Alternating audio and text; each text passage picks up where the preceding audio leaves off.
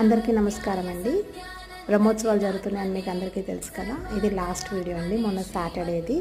ఇదే లాస్ట్ పూజ సేవ స్వామివారికి.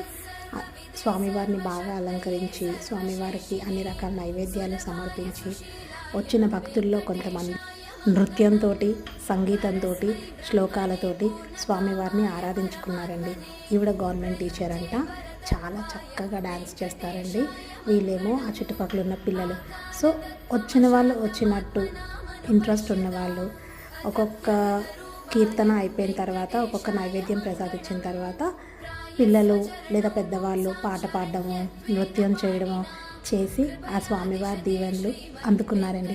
చూడండి, మీకు కూడా చాలా చాలా ముచ్చటగా అనిపిస్తుందండి.